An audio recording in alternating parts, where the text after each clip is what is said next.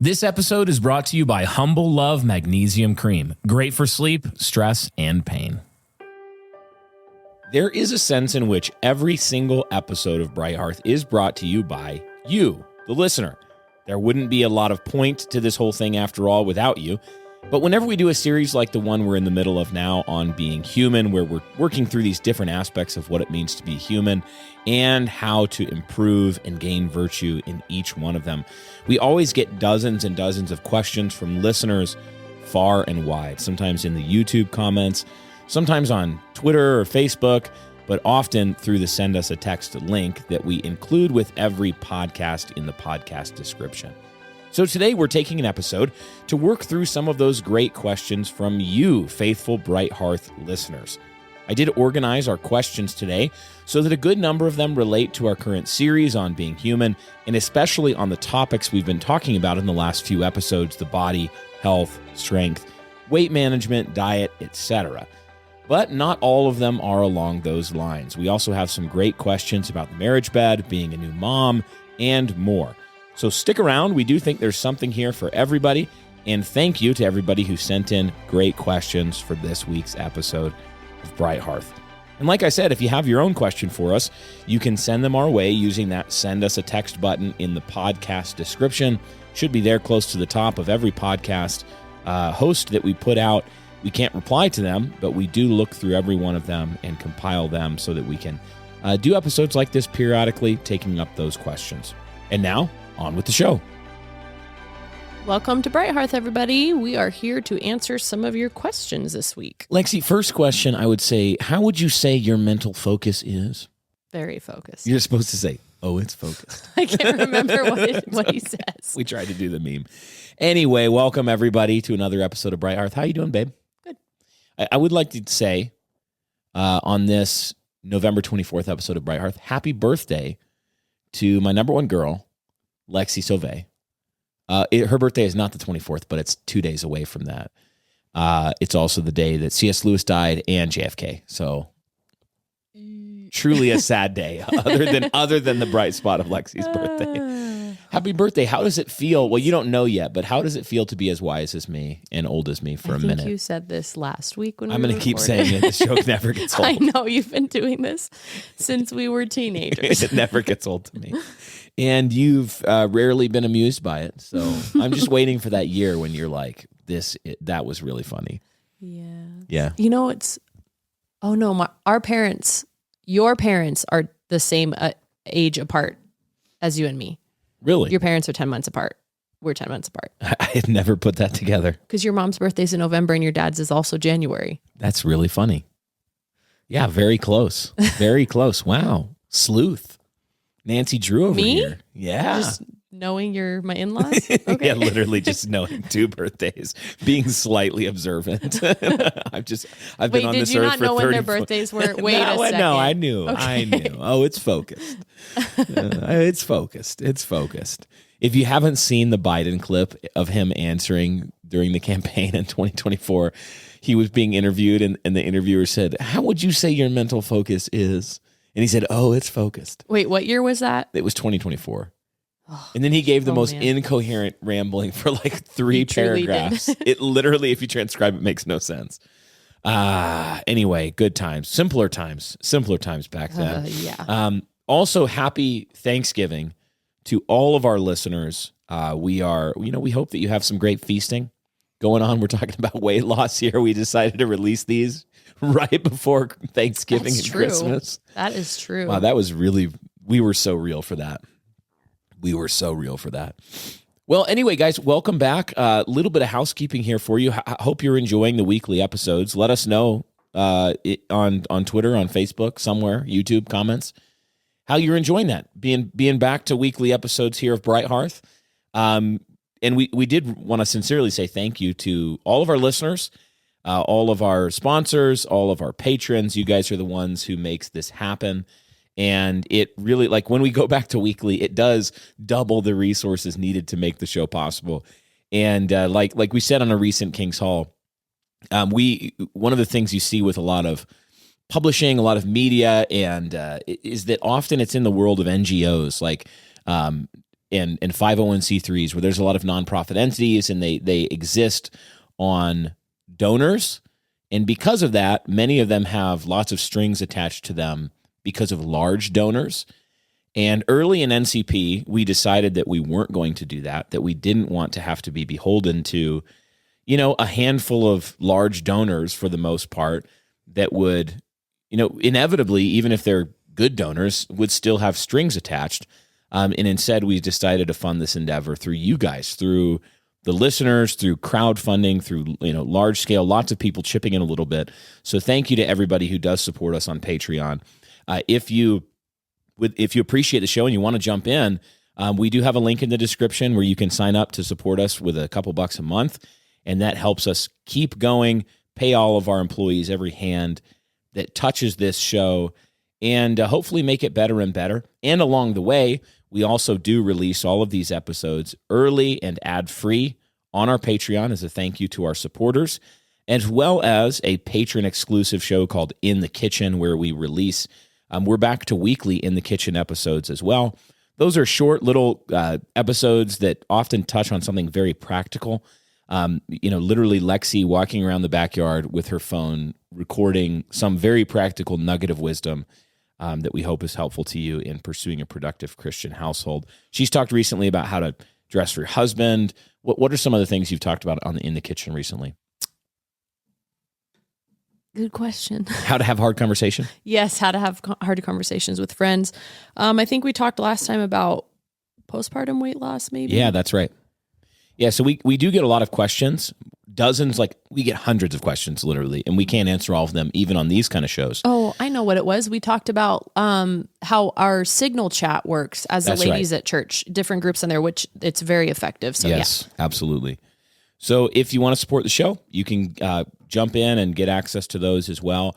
And Patreon has added, as of last year, a really great feature where you can actually gift a membership up to a year of a Patreon membership to somebody else.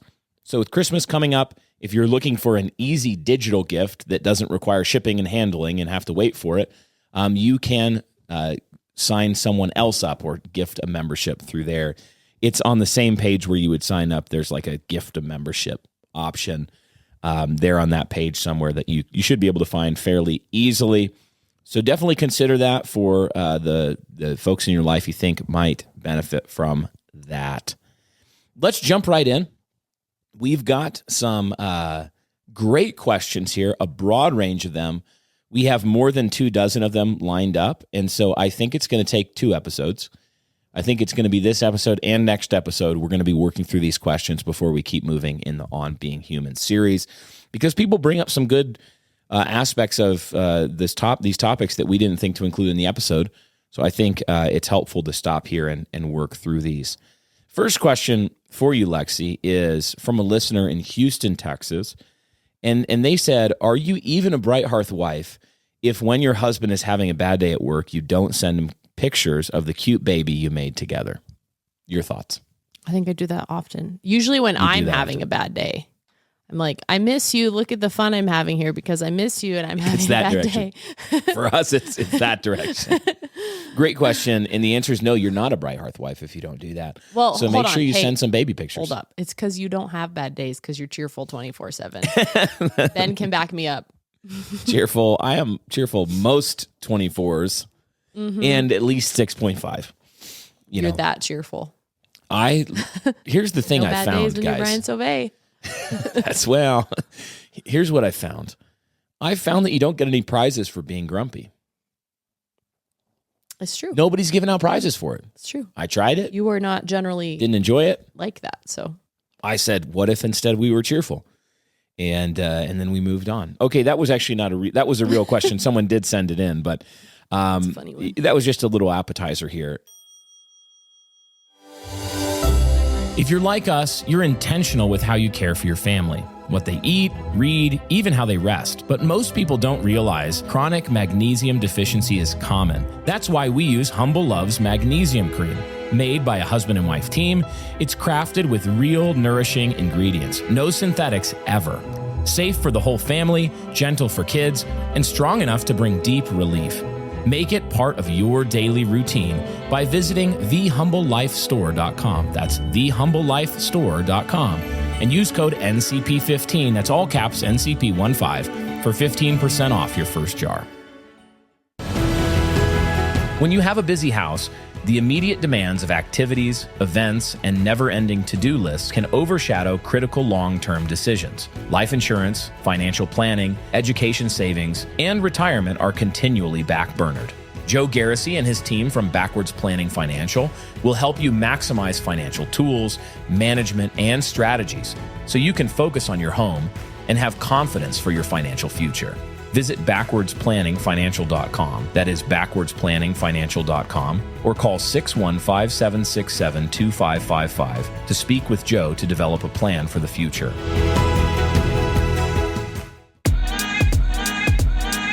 Look, Bright Hearth listeners, my lawyers have told me that I'm not allowed to guarantee that using Indigo Sundry Soap Company products will make you more attractive, but I am guaranteeing that that is true. If you're looking for premium handmade soaps without the seed oils or other nasty hormone disruptors, then you need to check out our partners at Indigo Sundry Soap Company. You can find them at indigosundrysoap.com. And hey, if you use code Bright Hearth, all caps Bright Hearth, you get 10% off your order. So check it out and subscribe to one of their regular deliveries today. A good morning sets the tone for the rest of the day. You read your Bible, review your to-do list, and drink a great cup of coffee. So why would you want bad-tasting, mass-produced coffee? Lux Coffee is a Christian-owned coffee roaster that offers intentionally sourced, single-origin coffee beans. They believe that convenience is the death of quality. That's why they spend their time roasting small batches of beans to make sure that every cup of coffee tastes delicious. Start your day with coffee that is crafted for the new Christendom. You can go to luxcoffee.co and use code NCP15, that's all caps NCP15, for 15% off your handcrafted coffee. And of course, that link is in the description below. Here's our first main, meaty question here. A listener from Sacramento, California. I'm sorry that you are locked into the state of California. Thoughts and prayers for you. But they wrote, "Hey guys, thankful for your podcast. How would you describe the role a husband plays in stewarding the physical health and fitness of his wife? And how can he seek to persevere in modeling physical fitness and graciously encouraging in a non-legalistic way? To put a point on it, from a standpoint of headship and submission, can a husband authoritatively ask his wife to start a routine of diet and exercise if he cares about and thinks she needs it, even if she doesn't want to?" Starting out with a landmine here. And any thoughts? I want to hear what you have to say. Your husband. I was stalling, and I put the question in. Now, this really is a good question, because if you think about it, there's two people in a marriage, obviously, when it's done the correct way, and we are in Utah. We have to clarify that. So you're going to run into situations where in any given thing, one spouse is doing better than the other. Like you might run into a situation where one spouse is more disciplined in their spiritual disciplines. We're going to talk about that in this series as well, the soul, the spiritual disciplines. And maybe the one spouse wants to encourage or exhort the other spouse to that direction.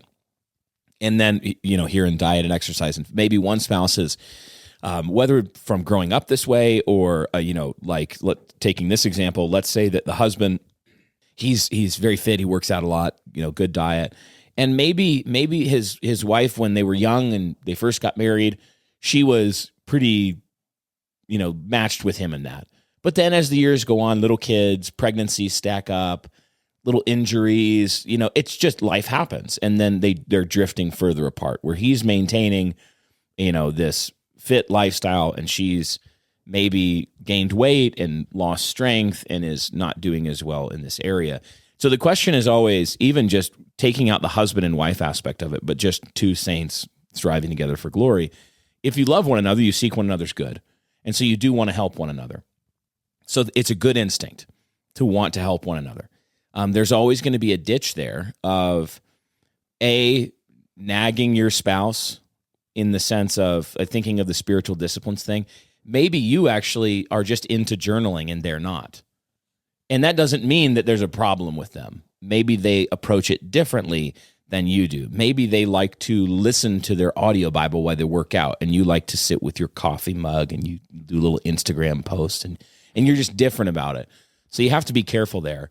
But when it comes to the particular area of diet, exercise, and the authority of a husband, I would say that a husband does have authority in his home to seek the earthly and heavenly good of his people, of his children and his wife. And so if he sees his wife, whether through developing bad habits or genuine difficulties through pregnancy and things like that have made it more difficult, and he sees her kind of losing the rope on this, and maybe there's a lot of weight gain, maybe there's a lot of problems and health problems, and he knows, like, I love this woman, I want her to thrive, and she's not.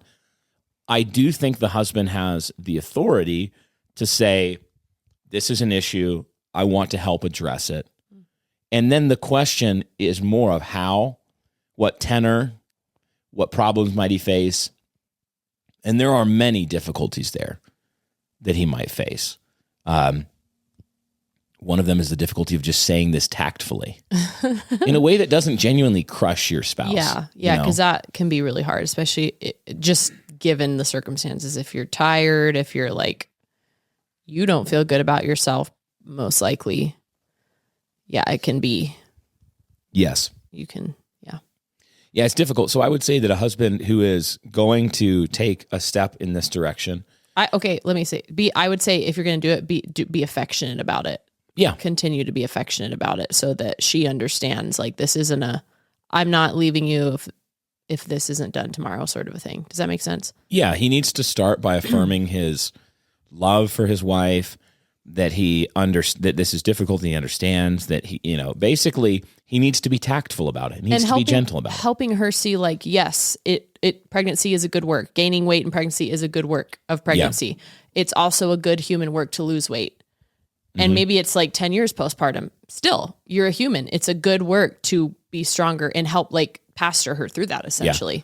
So there's a few levels I think you could address this on, and they go from easiest to most pointed and difficult. Yeah. The easiest is, like, a husband notices that maybe the wife is losing the rope a little bit, but generally speaking, that means a lot. The family probably is in some area. That's what I was going to say. And so he could start there and say, hey, family meeting, first talking to his wife. I'm concerned about this. I want us to all do really well in this. I think it's very important that we pursue strength and health. And so here's some dietary changes I'd like us to make as a family, and some exercise, some movement goals. I'd like us to do these two things together. And it could be as simple as, we're not, Saturdays and Sundays, we'll watch a movie together. The rest of the week, we're going to go throw the ball in the backyard after dinner. Yep. We're going to do just more movement. This is how we're going to do food. I would like us to have meals that are more like this. We're going to be cutting out desserts except for one day of the week. And then we're going to have a really good dessert one day a week, kind of have this balance between the two. The next level is down, though. Let's say that genuinely, like, no, his wife is obese and it's becoming a problem for physical attraction. He's concerned about her health, all of these things. On that, it is a much more difficult and pointed conversation to have, but I still think a husband has the authority and can do it. It's probably just, he has to know that this is going to be painful, that his wife is aware of this. It's not like she doesn't notice. She's probably insecure about this and has difficulties. So what she needs to hear from him is, yes, love and concern, but also, like, here's how I'm going to help you. I'm going to provide what's needed for you to be able to do this, whether that's training, nutrition coaching, the resources she needs to make it happen, helping her along in those kinds of ways, and then just loving her through it, like making sure that, and the other thing I would say, a husband needs to make sure that he is not sinning against his wife in a way that men in particular can be tempted to sin against their wife, which is to have an unrealistic expectation of his wife's body over time. Okay, a woman, you marry her, she's 24, and she looks like a 24-year-old, and then she has children for 15 years, and then even if she's doing everything right, she is not going to look like a 24-year-old when she's 40. And he needs to make sure that he's not being hyper like nitpicky where he becomes a tyrant of like, you will look like this. You will be an elite athlete. You will be, She will not want to do that at all. No. So there's a dance here where he can have a proper concern. He really does have authority in his home to seek the earthly and heavenly good. He just needs to make sure that he's doing that and not seeking, just self-seeking. Like that's my wife, put it. Because where that ends is actually in the culture that's rampant in Utah, which is like plastic surgery culture, where people are getting mommy makeovers at 40 and then, and then they're getting another one at 50 and then another one at 60. And pretty soon they just look strange and stretched out and plasticed up. And that is actually it's trying to pretend like youth can be clung to forever. That's what they're doing. They're just living out their theology. Yeah. And youth cannot be clung to forever. All of us are going to be stretched out and wrinkled up, and it's just age is real. And it's a good thing. I think that's helpful for him to tell her that too. Exactly. Like tell her so she knows he is secure in what I have used my body for also. Yep. Yeah. Difficult one. I would also say seek counsel from people who know you, because this is general advice. You might be, I'm not saying the listener is, but you might be a super weirdo who's actually has really bad standards, or you might be a super reasonable husband who's really loving. And I don't know that. But people close to you should know that. Any other thoughts before we move on? No, I don't think so. That was good. Okay, next question. Listener from Sleepy Hollow, New York says, "Hi guys, question after listening to the most recent episode.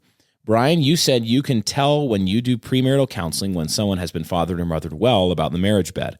I have 2 young daughters, and the extent of my education about the marriage bed as a child was a health class in the public school system and a book someone gave me during our engagement.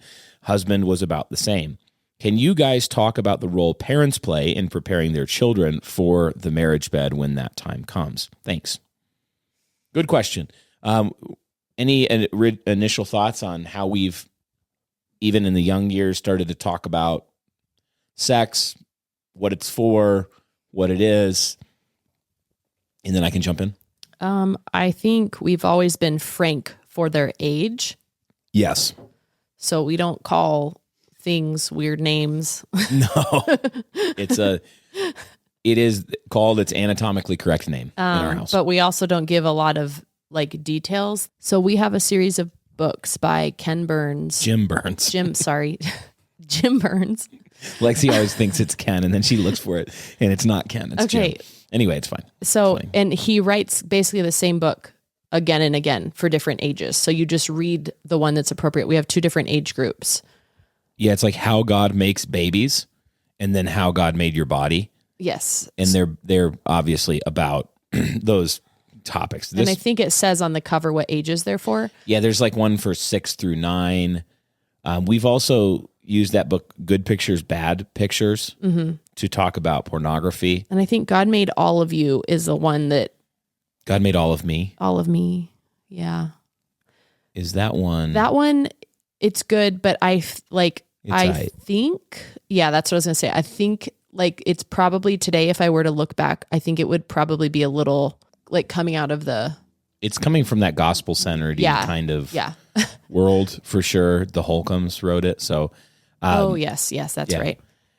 So there are some books for young kids. I think Frankness in the Home is a good place to start. Use a resource like that. And it's really interesting when you read a book like... Because How God Makes Babies, it talks about literally sex. Like, it's the talk.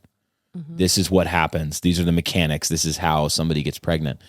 And it puts it in the context of marriage. It sets it up positively. Yes. It's not a scare book. No. So it's good, but it's funny to see the kids' reactions. They're always like, "What? Are you joking?" Like they think we're joking. They think we're trying to pull one over on them. Cyril calls them squirms. I forgot about that. Sperm I squirms. forgot about that. He did. I don't know if he still does. Oh, that's so funny. So that's like with little kids, it's being frank, telling, but not dwelling on it too much. Just giving them enough for what they need at the time.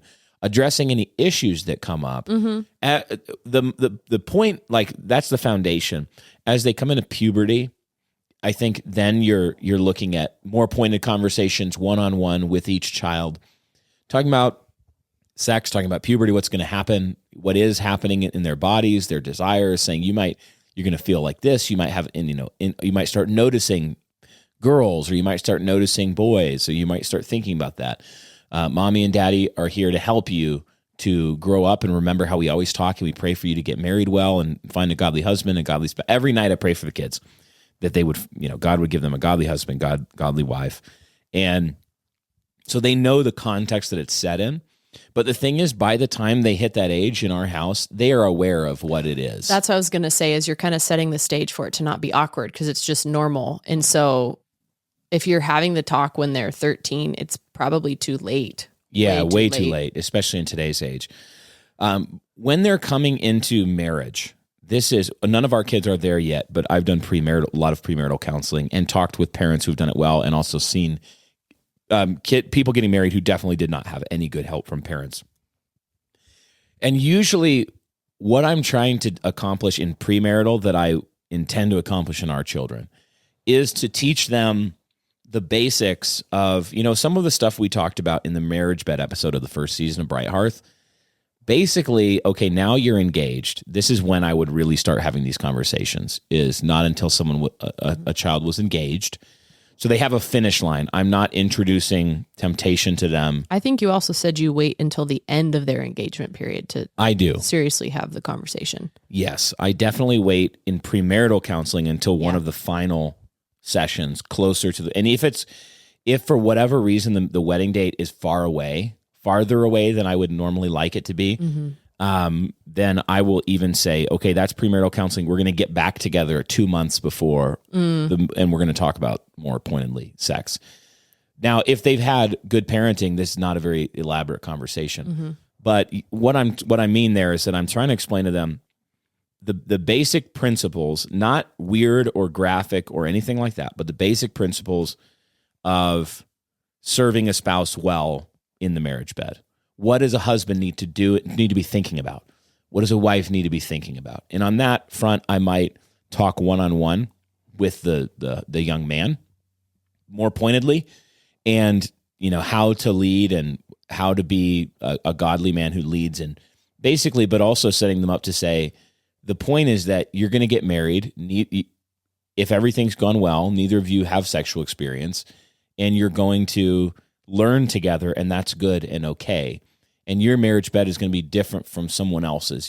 There's no formula that you need to follow. Here are some principles about, and some of those principles we've talked about in the past, things like a husband's job is to please his wife, and a wife's job is to be pleased by her husband, and that is what pleases him. So those kind of principles help unlock some just light bulbs for people to go, oh. And then what I typically do is say, do you have questions? Do you have any particular questions? I haven't found any great books that deal with the mechanics of these things, because it's a very difficult subject. It's not really something that was designed to be dealt with in a book that way. It's more designed to be dealt with by a godly husband or wife. Yeah. So I will answer any questions that they have. And I've had very particular questions, and also people that say, no, we're good. We're good on that. It'll be fine. And then follow up after they're married, 3 months, 4 months, 5 months in, say, how's it going? Do you have any questions? And not just about sex, but about everything. So that's, parents play a big role in preparing their children for that when that time comes. And to put a point on it, they're trying to prepare their son to know how a godly man pleases his wife, and a godly young woman how to please her husband with what the practical and principles that they need.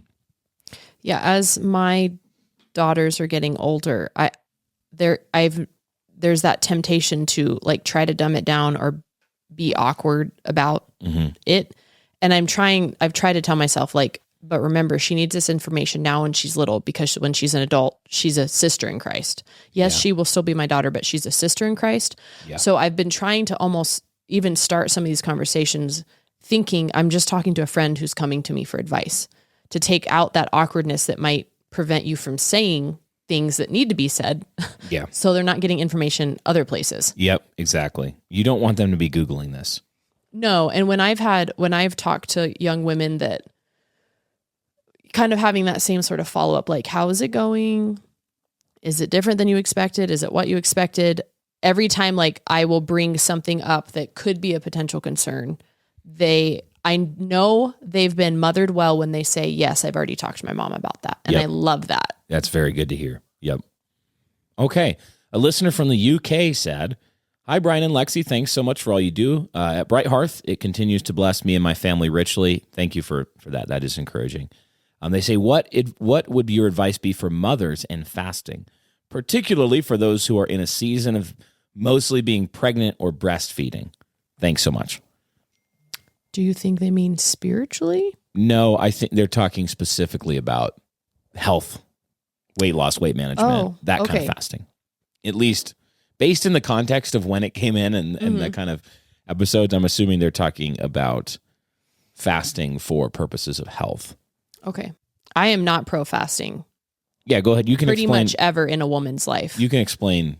Part of why is because when you're doing that, there's a whole cascade of hormone release that is slowing your metabolism down. You don't mean never fasting for spiritual reasons. Correct. You mean... Correct. But for weight loss, I kind of think it's like shooting yourself in the foot in a way.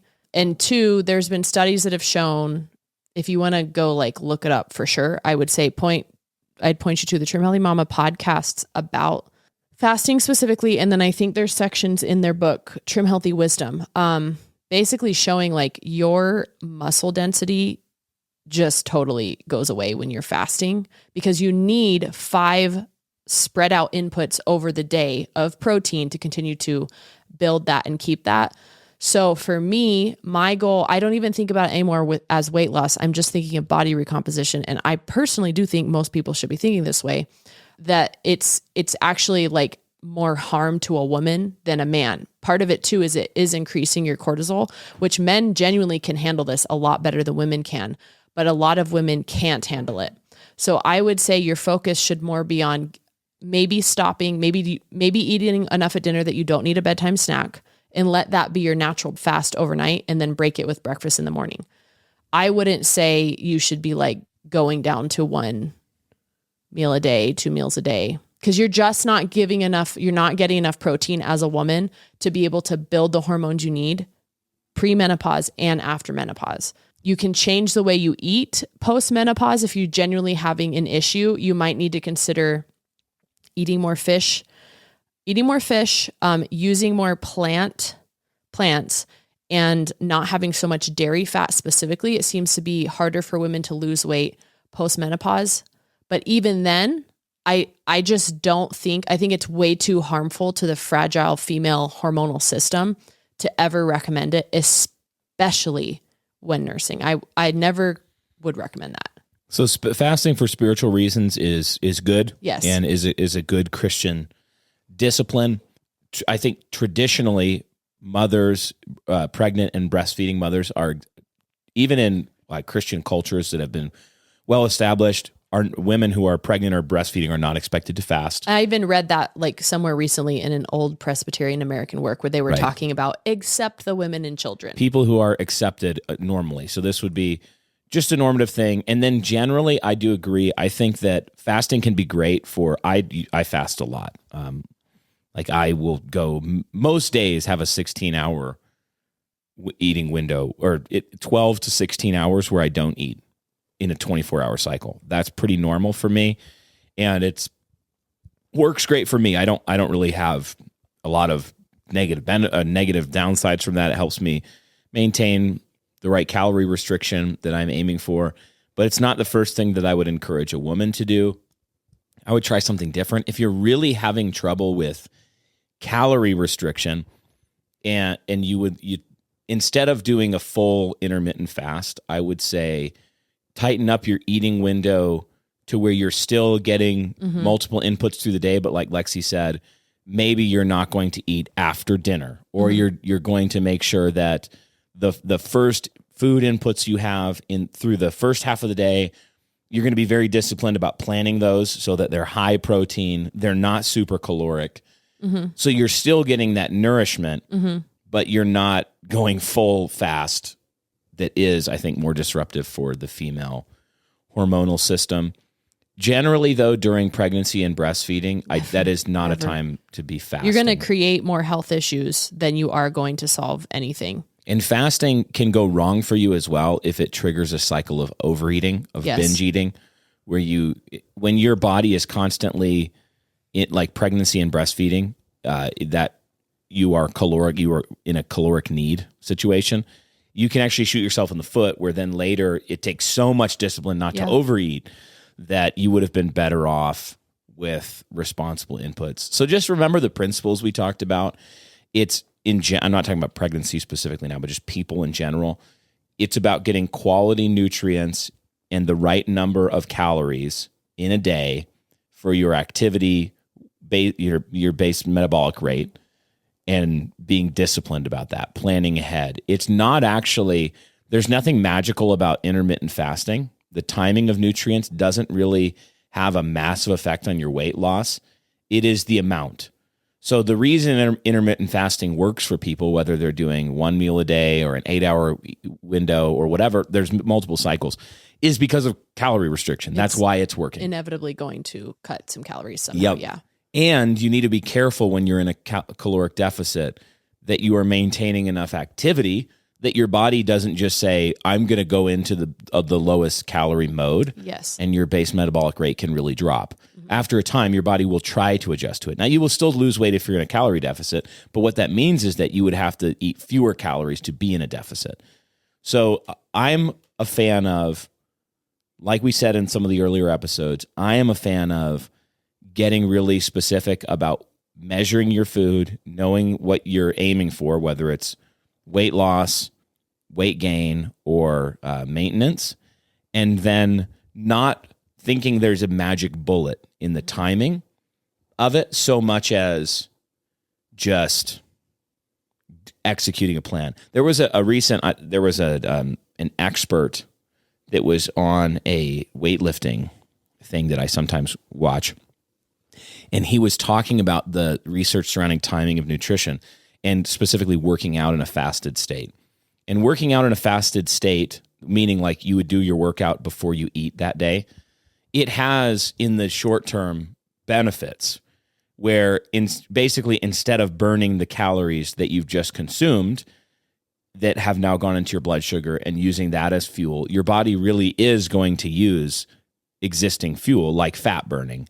Things like, first it will use glycogen in your muscles and your blood, but it really will increase your fat burning in the near term. But what he said was interesting is that by the end of the day, it's pretty much evened out for the person who did fasted workout versus non-fasted workout. Your body is really good at adjusting to using and storing. So it pretty much after like 16 hours, you were broke even. It didn't really make an overall difference. It did in the very near term, like that immediate workout. So for what I always think about with this subject is just what works best for you. Do you feel like garbage and you don't want to work out at all if you're fasted? Well, more important that you just eat the right stuff and go work out. So eat something. If like me, I can work out fasted and I actually feel great. So I do it all the time. But if it was preventing me from working out, I would do it differently. People are different. But the principles are going to be the same. They're shared principles. Wives, you know your husband would fight for your family without hesitation. But every knight needs armor, and in today's world, that means ballistic protection made for the modern defender. Armored Republic makes real armor for real men, law-abiding citizens, fathers, husbands, protectors. Visit armoredrepublic.com. That's armoredrepublic.com, or text JOIN, all caps JOIN, to 88027 and help your husband stand strong. Hey there, friends. Let me tell you about Gray Toad Tallow. They're a family-owned small business passionate about creating skincare products that nourish your skin with pure, wholesome ingredients. For centuries, tallow has been valued for its moisturizing and healing properties, and Gray Toad Tallow is dedicated to sharing these benefits with your family. They strive to keep their products affordable and accessible, aiming to be a blessing to you and your family. Visit greytoadtallow.com to learn more and try a balm sample pack. And don't forget to use code BRIGHT15, that's all caps, BRIGHT15, for 15% off your order. Thanks for supporting this great small business.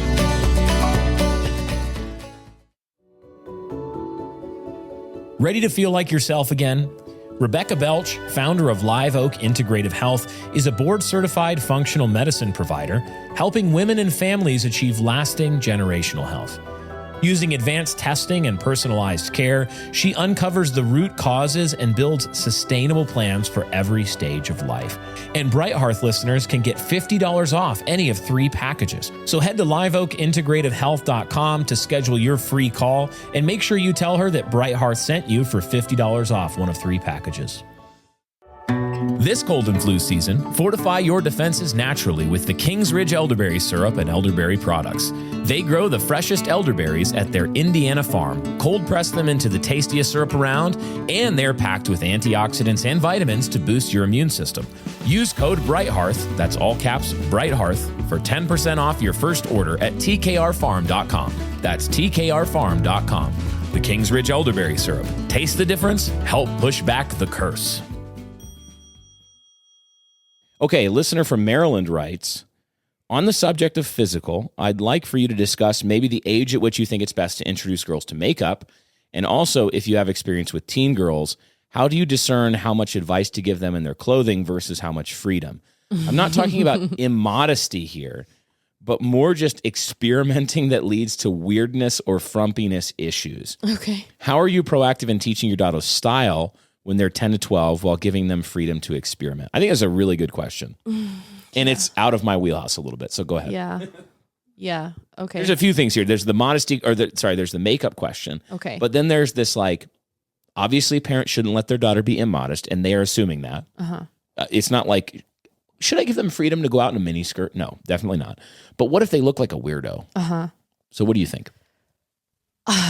Okay. This is somewhat hard. I've said this before. My mother is a trained makeup artist and esthetician. I was not naturally interested in makeup. I think I kind of started wearing makeup a little bit like around 13 or 14. And it was really just my mom being like, let's match let's figure out what color eyeshadow matches your eyes, that sort of a thing. And so I wasn't like watching YouTube. I wasn't spending time at the makeup store on my own. A lot of the makeup that's still my favorite is the same exact stuff my mom taught me to use as a 14, 15-year-old. Yeah. But I would say, like, I think it is good to try to start cultivating a girl's interest in it, in however she is interested in it. Yeah. As I've gotten older, I've had to be like, okay, I'm not interested in full glam makeup the same way my mom is, but I am crunchy and I like to learn about it from that perspective. So I've had to like make myself do it in that way. But I would say, I remember certain rules, like my dad really didn't like me wearing red lipstick or red nail polish until I was older, like 16, 18. It was just like, I think it was just too adult for him. And I think because I didn't go overboard, it wasn't like my mom ever had to be like, whoa, you're not walking out of the house looking that way. Right. But I could, like, now that I have 3 different daughters, I could see how some would get there. Oh, yeah. Because they're all so different. Yeah. And like you said earlier, growing up in Utah, there are tons of teenage girls that I'm like, you are wearing too much makeup. You are walking around, you look like a completely different person. Like a clown sometimes too. Yes, absolutely ridiculous. And I think too, for parents, like cost is a very real thing. Are you spending hundreds of dollars on your daughter's makeup routine as a 15-year-old? Well, something's probably wrong. Yeah. So I would say, yes, it's good to cultivate a healthy interest in some sort of a way, but don't go overboard.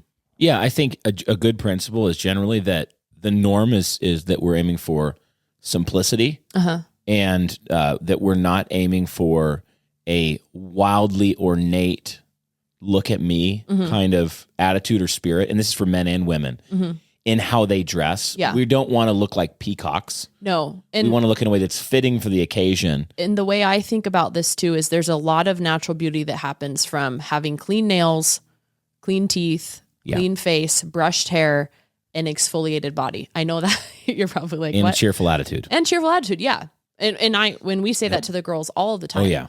But I don't necessarily know if my daughter can take care of her physical appearance in that way, I don't know why I would need to say, you have to have eyeshadow on now.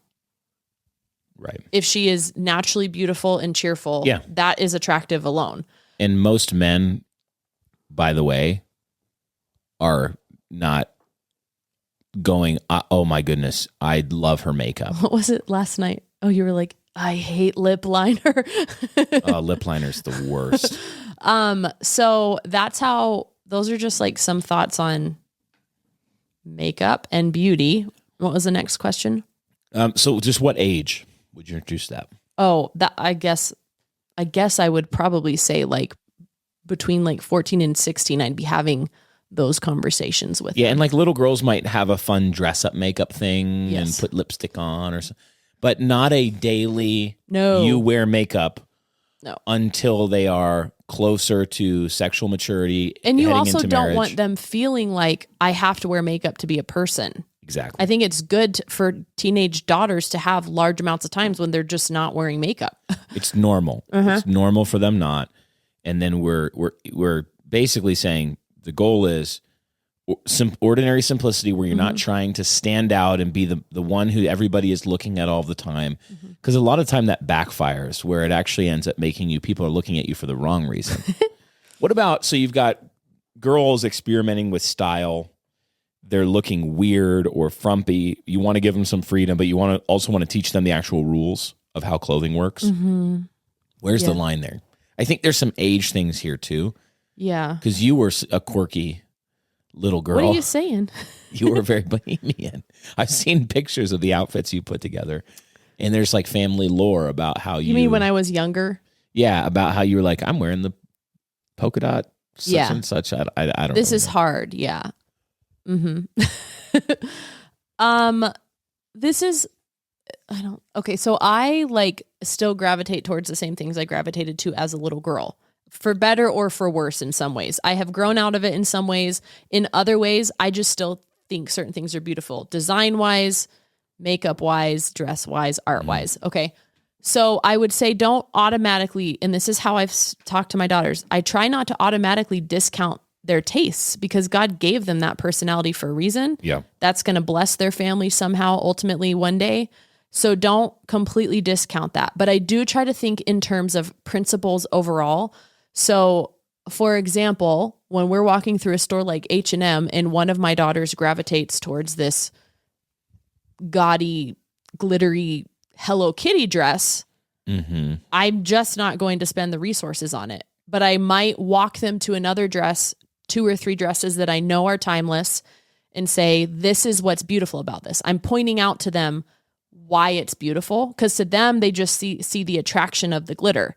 And over here, I'm saying, look at how pretty this is on, a little girl's body. Look at how the knit is. And I'm pointing out how beautiful that is. So I'm like training their eye to see the beautiful, timeless things. Yeah. Instead of just what's easy and attractive. Does that make sense? Yep. Yeah. And my mom did this with me a lot when I still remember the day I had a green plaid skirt on and I had a red shirt that had like glitter on it. And it said, I'm with the band. Oh, my I've always word. liked musicians. Wow. But I remember my mom being like, Lexy, that does not work. And I was like, yes, it does. The color wheel. It's the opposite. It's not the color wheel. They actually do work. And still to this day, I love contrast. That's why I picked the colors I did in my knit. That's why I like contrasted piping on furniture.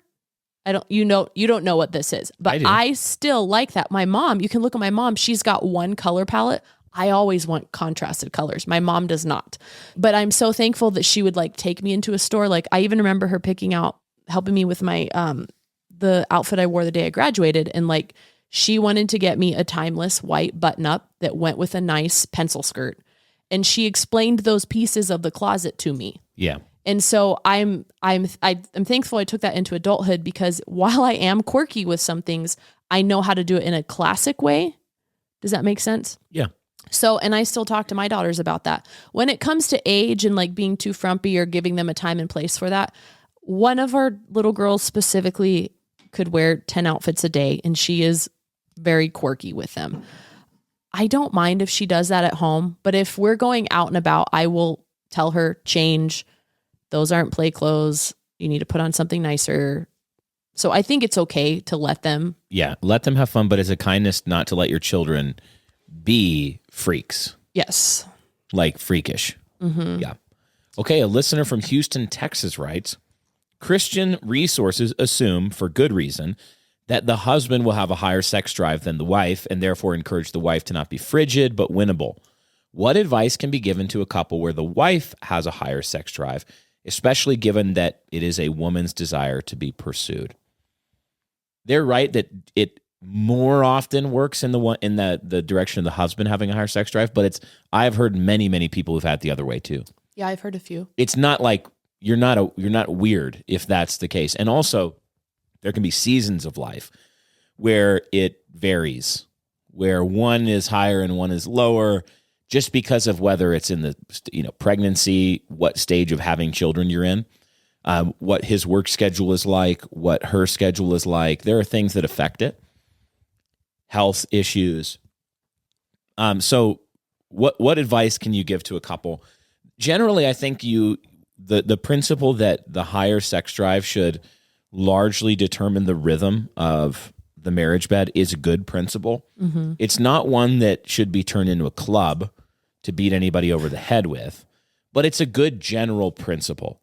So if you have one spouse that would like to be together 4 times a week and one that would like to be together once every 2 weeks, obviously, you need to tend towards, and you're probably going to need to land on the 3 to 4 times a week, kind of, because that's like Paul says in 1 Corinthians 7, that you need to come together regularly so that Satan wouldn't get a foothold in your marriage of temptation.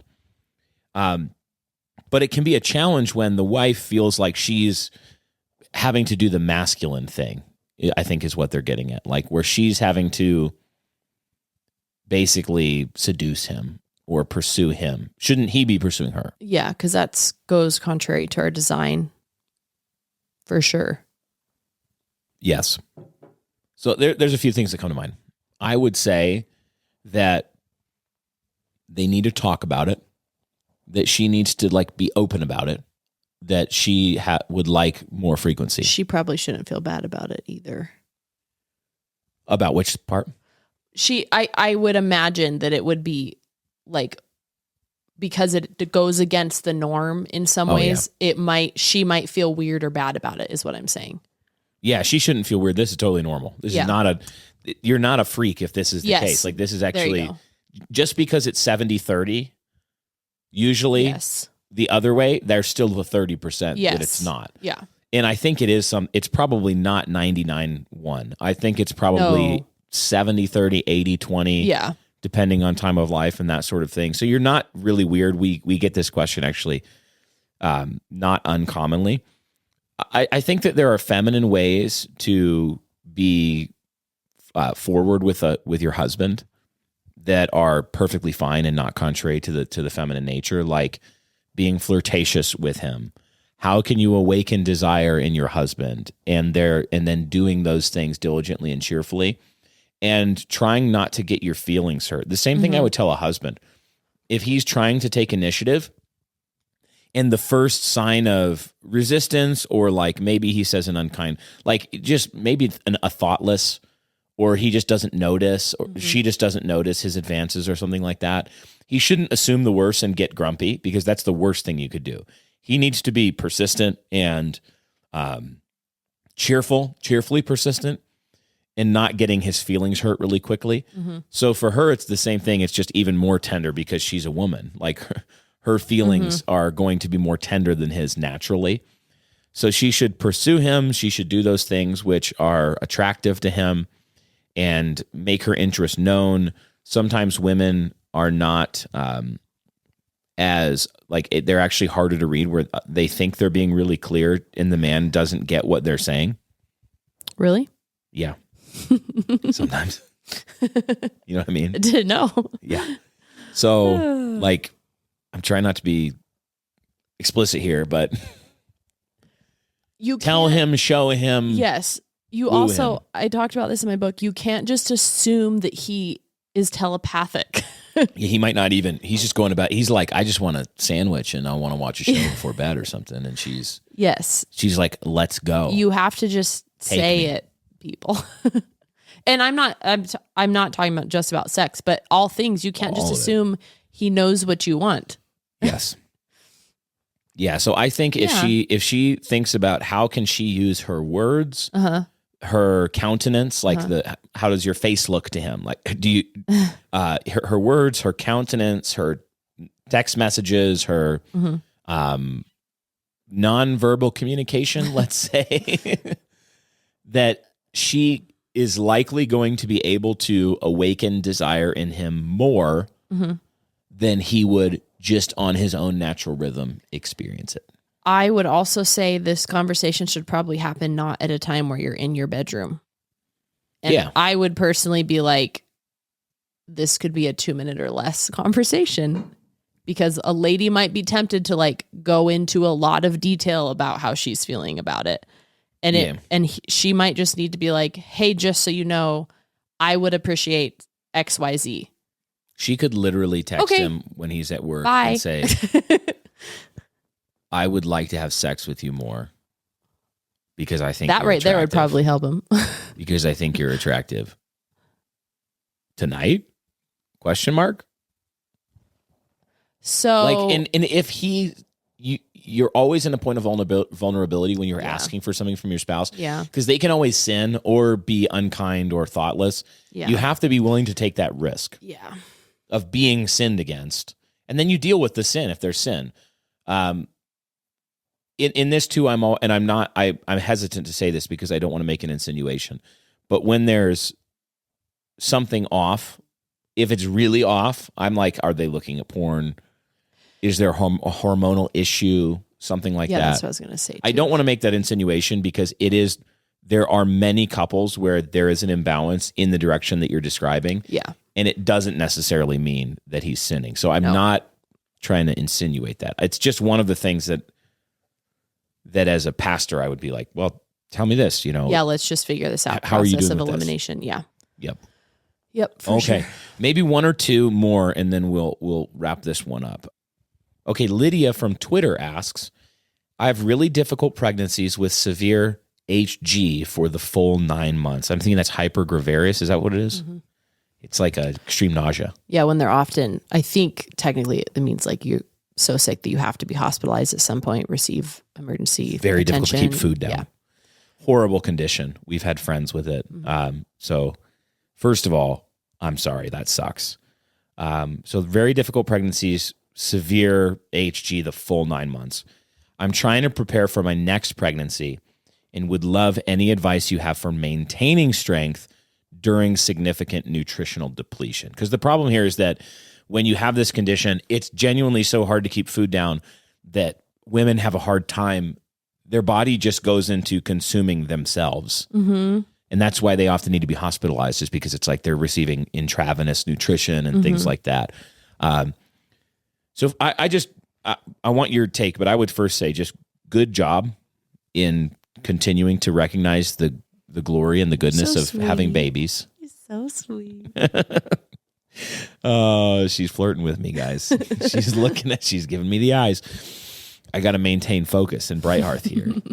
Everybody at the office, when I say I'm going to record some Bright Hearth, they all go, oh, okay. I see you're going to record some Bright Hearth. I don't think our text conversation with Evan yesterday helped either.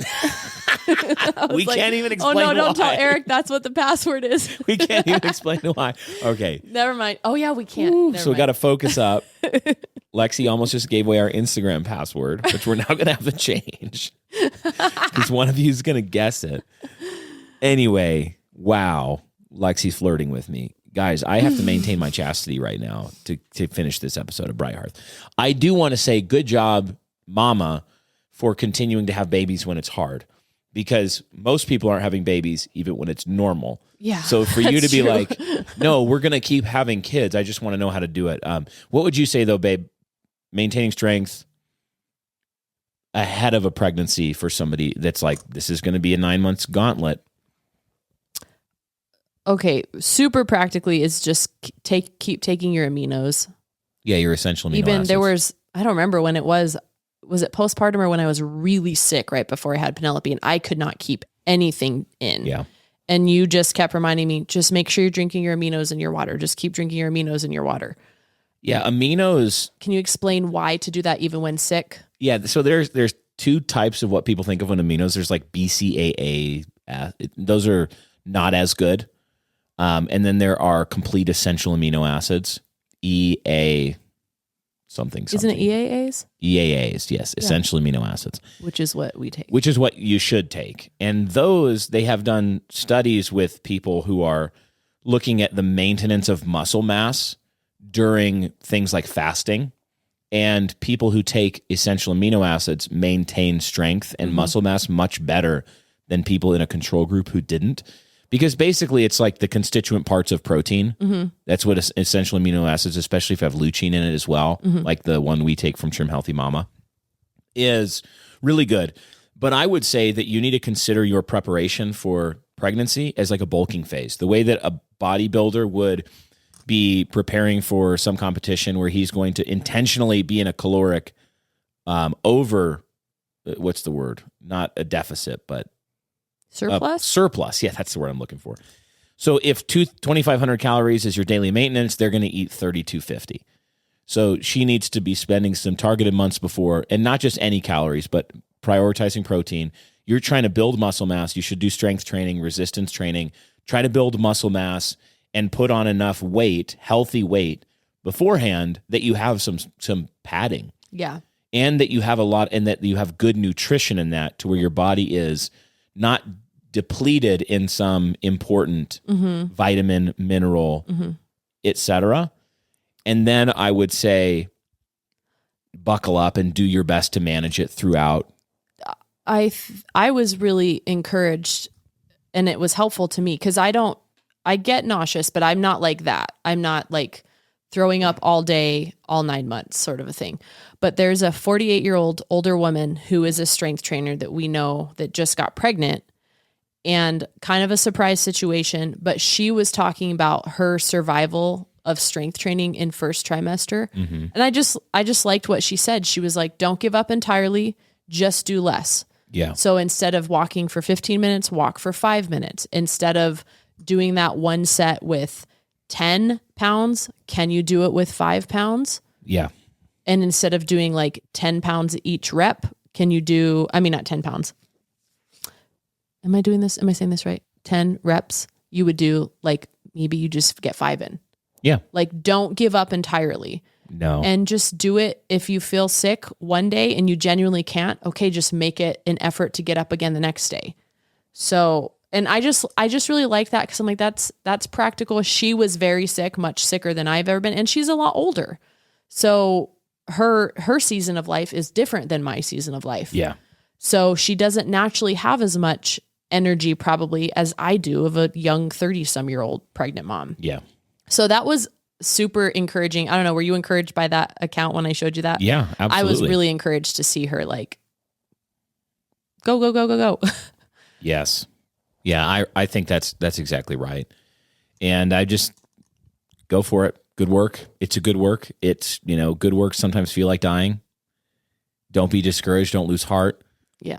Keep your eye on the finish line like it's a human being, an immortal soul that's coming into the world through this very difficult sacrifice that you're making. And that's what I would tell any mom in any pregnancy, but especially when there's complications or difficulty. It's just, good work. Keep it up. We need husbands and wives having babies, raising them in the faith. Yeah, it's a good work. All right. Any last words before we wrap up this episode? No. Excellent. Well, thanks for listening, guys. Again, send us your questions with that send us a text button, and we would love to take them up for you. And remember, the questions don't have to be, related to they can be related to an episode, but if you just have a question in general that you'd like to ask us, send one in. We would love to take it up at some point. So we'll try to do these episodes. We have so many that we are going to do one more after this, next week's episode as well. We'll continue working through some of these questions. And then the week after that, we will be back at our On Being Human series. Thanks again to all of our great supporters and faithful supporters on Patreon help keep this show possible, and all of our great sponsors as well, great Christian businesses. Speaking of, congratulations to Indigo Sundries. They are expecting, not the business, but the couple that runs the business. They're expecting another baby. And so continue to support Indigo Sundries. They're awesome. You guys have been supporting them so much that they are looking to expand their production facilities there. So just remember, like when they started with us, it was a real small business, and now they're full-time, and not only full-time, but expanding the business. So thanks for supporting great Christian businesses like Indigo Sundries. And we hope that this episode has been a blessing to you guys. We'll catch you next time on Bright Hearth.